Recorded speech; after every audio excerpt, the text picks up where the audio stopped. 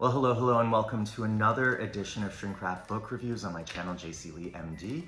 I'm your host, Jonathan Jia Lee, a quadruple board certified child and adolescent psychiatrist and a Chinese Canadian living and working in sunny Los Angeles. Well, today's book review comes from an author that I've already reviewed before, and that's Dr. Ramani Durvasula. She is a clinical psychologist and also a professor at CSU LA.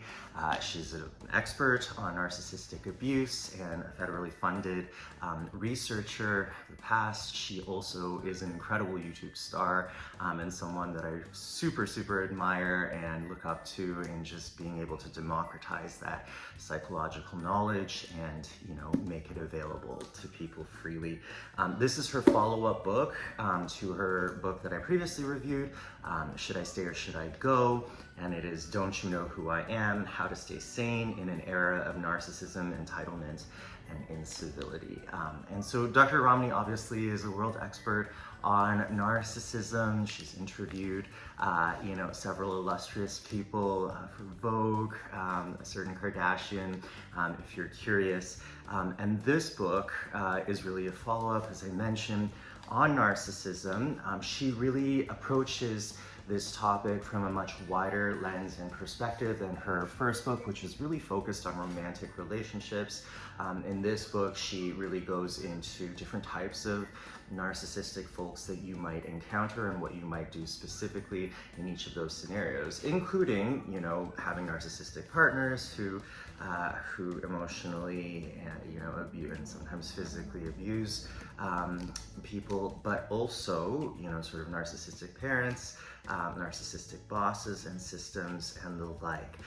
On the whole, I would say this book is really comprehensive. It's clear that Dr. Ramani has an incredible amount of expertise, not only from her research, but also from just her day-to-day clinical practice. And she's certainly, an authority that is known on the interwebs and beyond. What I like about it, again, is Dr. Ramani's tone, her tenor, which is very relatable in the way that she writes, very accessible language.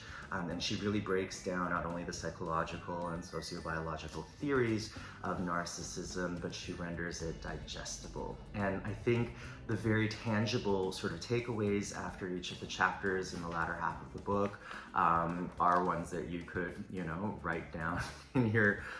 But of course, you people don't write anymore because young people don't write.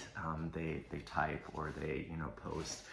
But for me, I would write it in my agenda because I keep that, or write it on a piece of paper. I know it's so antiquated and anachronistic, and post it on my refrigerator. She has a ton of takeaways, how to handle this situation, what you can do, what you can keep in mind to keep yourself sane, as the tagline would say, in an era of narcissism, entitlement, and incivility.